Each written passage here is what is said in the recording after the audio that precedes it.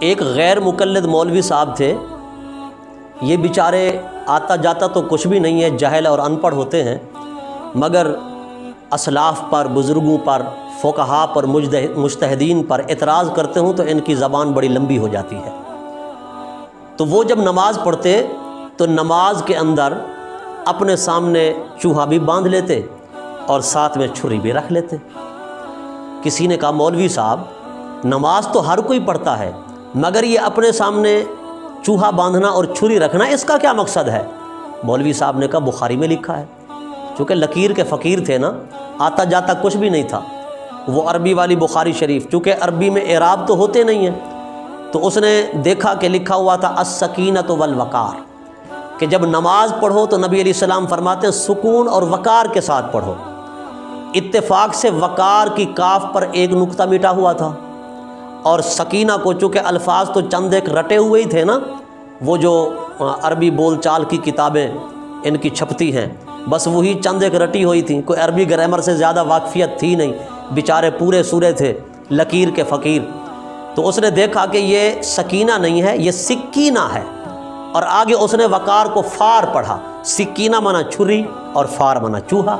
لہٰذا اس نے یہ سمجھا کہ نبی پاک صلی اللہ علیہ وسلم معاذ اللہ فرما رہے ہیں کہ جب نماز پڑھو تو آگے چھری بھی رکھ لو اور چوہا بھی باندھ لو، معاذ اللہ۔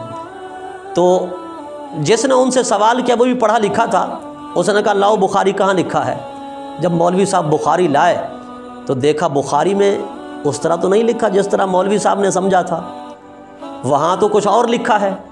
کہ آقا کا فرمان ہے کہ جب نماز پڑھو تو سکون اور وقار اور اطمینان کے ساتھ پڑھو، مرغے کی طرح ٹھنگے نہ مارو، اطمینان کے ساتھ نماز ادا کرو۔ اب وہ شخص بڑا سمجھدار تھا، صاحب علم تھا، اس نے کہا مولوی صاحب یہاں تو کچھ اور لکھا ہے، آپ کچھ اور ہی سمجھے ہو، بس صرف فقہا پر اعتراض کرنے آتے ہیں، محدثین پر اعتراض کرنے آتے ہیں۔ ویسے تو کہتے ہو کہ امام اعظم کو 17 حدیثیں یاد تھیں، جس کو 17 حدیثیں یاد تھیں اس نے اتنا بڑا فقہ کا ذخیرہ دے دیا ہے، اتنا بڑا فقہ کا ذخیرہ دے دیا ہے، کم از کم اپنے مولوی ثناء اللہ امرت سری سے ہی جا کے پوچھ لو، جب اس کے پاس فتویٰ آتا تھا وہ بخاری سے نہیں لکھتا، وہ مسلم سے نہیں لکھتا تھا، سیاستہ سے نہیں لکھتا تھا،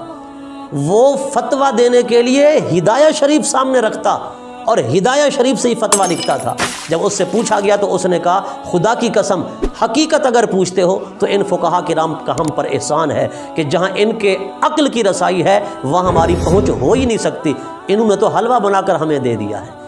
انہوں نے تو شریعت مصطفیٰ کا مغز نکال کر ہمیں عطا فرما دیا ہے۔ یہ شان ہے فقہا کرام کی، یہ شان ہے مجتہدین کی، مگر یہ لکیر کے فقیر بیچارے ڈائریکٹ بخاری سے مسئلہ نکالنا چاہتے ہیں۔ جب بخاری سے مسئلہ نکالیں گے تو پھر ایسے ہی نکلے گا، آگے چوہے بھی باندھیں گے، چھریاں بھی رکھیں گے، اپنے آپ کو ذبح کریں گے یا چوہے ذبح کر کے کھائیں گے۔